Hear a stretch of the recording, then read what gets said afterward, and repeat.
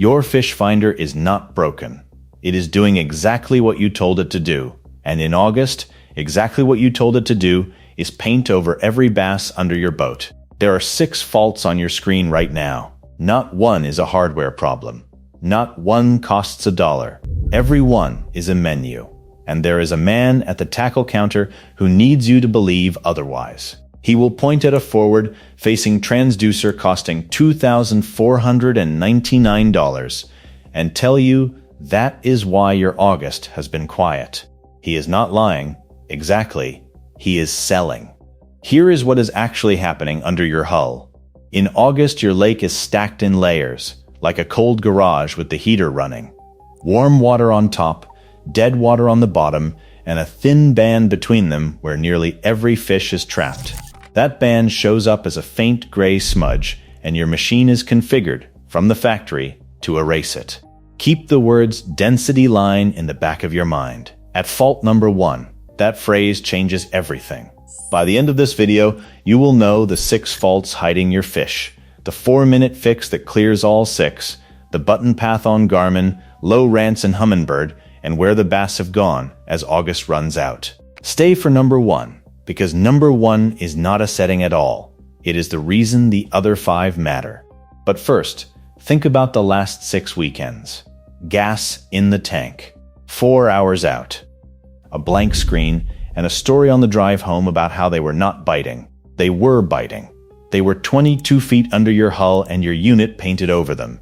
That is the bill I got tired of paying, and it is why the Marine Electronics Survival Guide exists, inside the bilge files with 5 more. $47, one time, at hullhonest.com, link below. Nobody pays this channel to point at a brand, which is why it can tell you the expensive upgrade is not your problem. That is the last you will hear about it. Fault number 6. Fault number 6. Your unit is showing you cartoons instead of data. The belief is reasonable. Those icons are the fish. Why would the machine draw a fish where there is no fish? Because Fish 1D is not a sensor. It is a guess. The unit takes a raw echo, decides it looks fish-shaped, and replaces real data with a picture. You are looking at your unit's opinion of your lake. Carolina sportsmen put the honest limit on that opinion. Over a clean open basin, it is close to perfect. Around cover and bait, it is easily fooled, and a suspended bait ball is the messiest thing in the lake. Worse than a false icon is a missing one. A tight wad of shad at 20 feet is a soft, low-intensity return. The algorithm decides it is not fish-shaped and gives you nothing. Empty screen. Fish there anyway. The fix takes 10 seconds. On a Humminbird Helix, menu, sonar tab, fish ID off. On Lowrance, sonar options, fish ID off. On Garmin, sonar setup, appearance, fish symbols off. And I will be straight with you, the way the sharp guys in the comments are. Arches are not a magic upgrade. An arch runs long because the fish sat in your cone, not because it is big. Honest data, but not a scale. That is one lie off the screen. Fault number 5 squashes what you just uncovered into a single row of pixels. Fault number 5. Your depth range is on auto. The belief. Let the unit find the bottom. It knows how deep it is, so let it handle the picture. But auto range scales your screen to the bottom. Sit in 60 feet of water, and your unit spreads all 60 across the height of your display.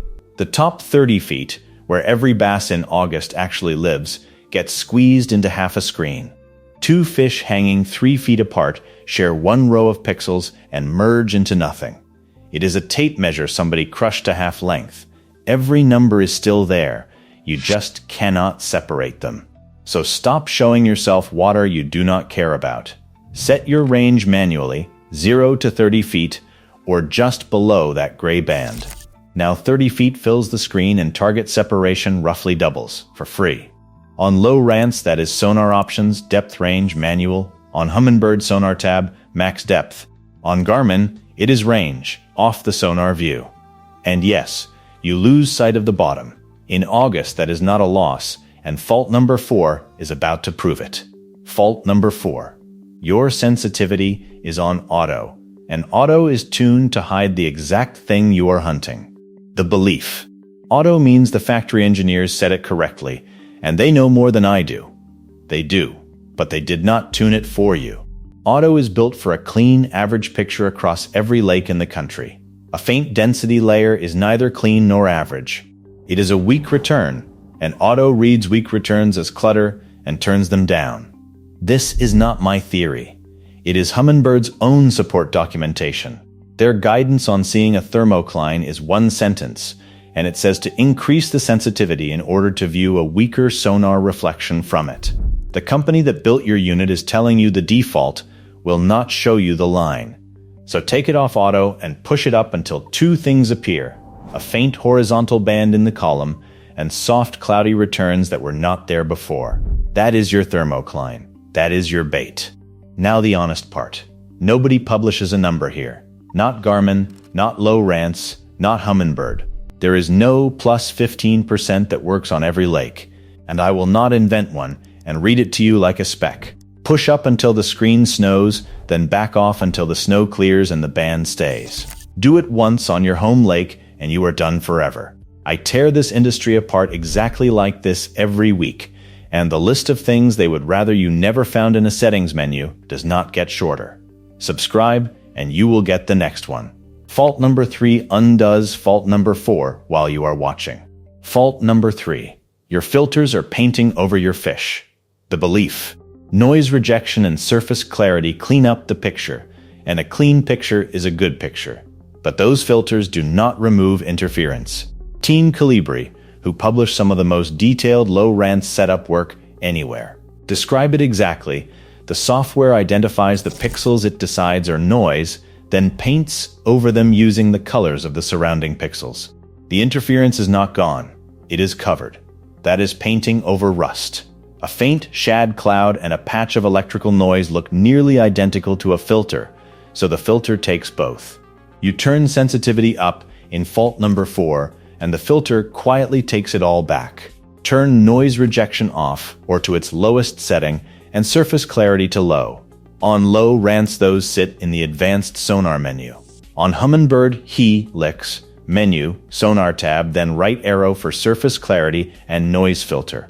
On Garmin, sonar setup, then noise reject, where noise rejection.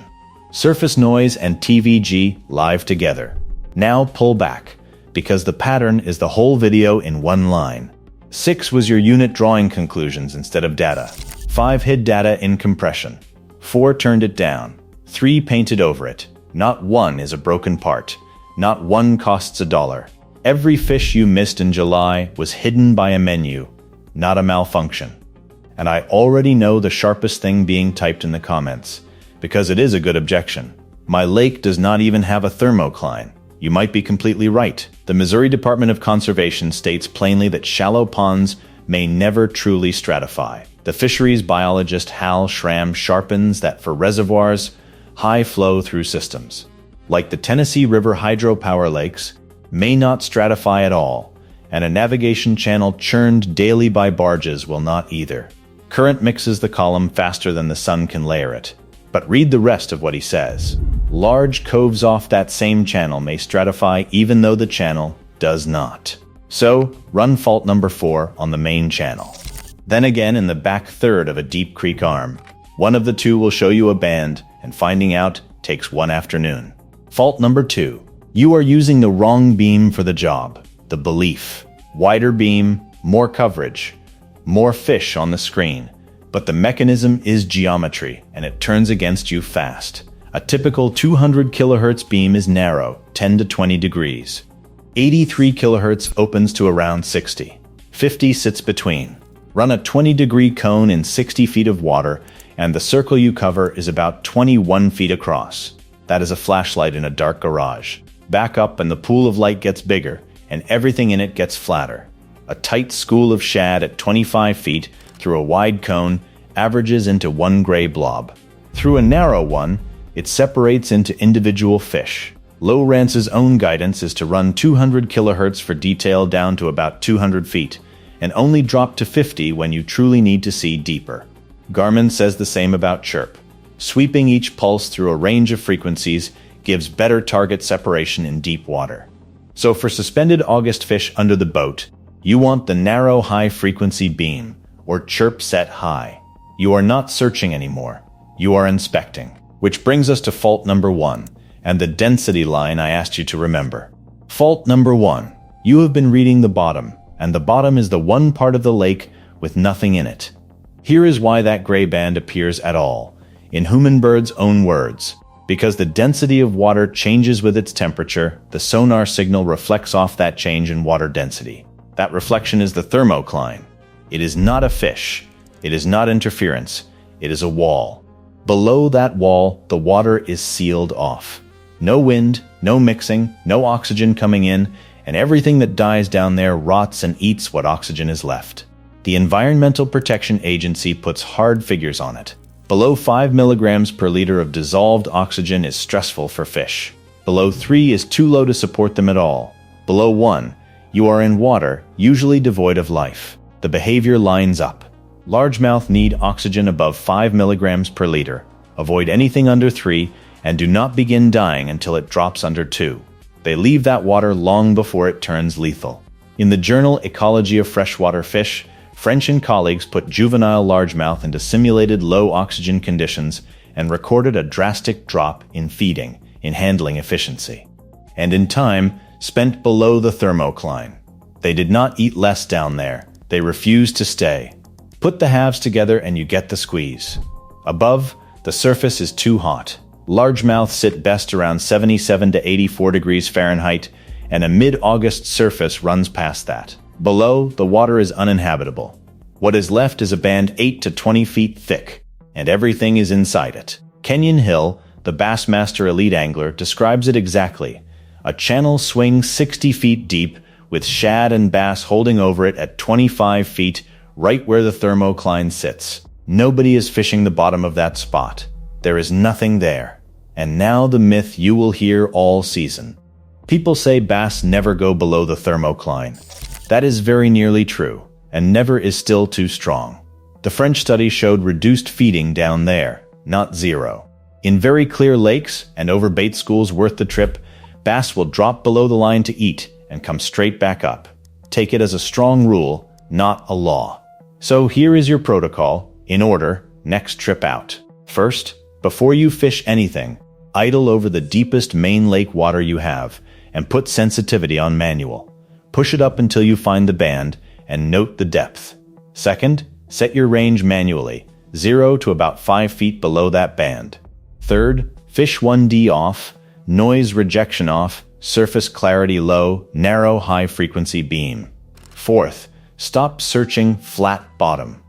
Idle channel swings, points and roadbeds where the bottom is far deeper than the band, and watch the band for clouds and arches sitting on it. On a controlled reservoir, check the generation schedule and fish hardest when the water is moving. Now the honest friction warning. Your screen will look worse for the first trip or two. Busier, noisier, less tidy than you are used to. That old picture was clean because it was empty. Push through it. One more thing is changing right now, because this is the end of August. Threadfin shad live above the thermocline most of the year.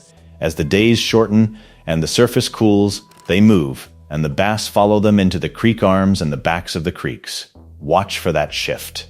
Behind it comes turnover, the most exaggerated event in fishing. Water is heaviest at 39 degrees Fahrenheit, so as the surface cools toward 50 it sinks, and the wind finishes the job.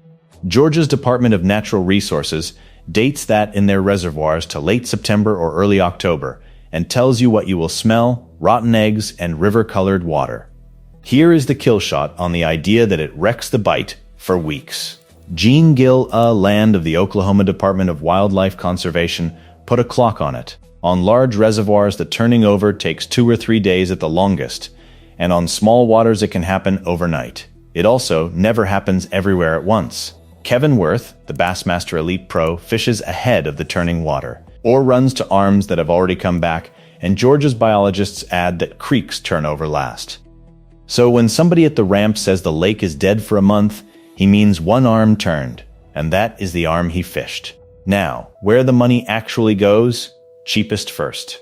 Number 1 is everything you just watched, and it is free. Number 2 is your transducer mounting, nearly free. Garmin's own guidance is blunt. Correcting installation issues that cause noise is the best way to eliminate interference. If your transducer throws turbulence, you crank sensitivity, then crank filters to kill the mess, and you are back to painting over your own fish. Number 3. If you are still on a single frequency unit, is a proper CHIRP transducer. Real target separation in deep water, and the first thing here worth buying. And last is forward-facing sonar. Lowrance Active Target 2 sits at $1,399. Humminbird's Mega Live 2 launched at $1,499. Garmin's LiveScope Plus system runs around $1,799, and the XR transducer lists at $2,499. Here is the honest verdict, and it costs me nothing to say it. Forward-facing sonar is a targeting tool. It puts one fish and your bait in the same frame in real time, and if you fish tournaments or 4 days a week, it earns its money. It is not what is stopping you seeing suspended fish in August. The machine you own, with 4 settings changed, will show you that band. If you fish 20 days a year, put that money in the gas tank and go find more water. Your fish were never hiding from you. All 6 faults exist because somebody decided a clean, quiet, tidy screen sells more units than an honest one. So the machine drew cartoons instead of data, squashed the water you cared about, turned down what it assumed you would not want, and painted over the rest. It was not built to lie to you. It was built to look good in a showroom. You never missed those fish because you cannot read sonar. You missed them because you were handed a machine with permission to draw over the truth, and nobody told you it could be taken back. Take it back. Then tell me in the comments what depth your band sits at and what lake you found it on, because I want to see how far that number moves north to south. YouTube thinks you will like this video, so click it. And if you made it to the end, subscribe and go look at your screen before you look at your tackle box.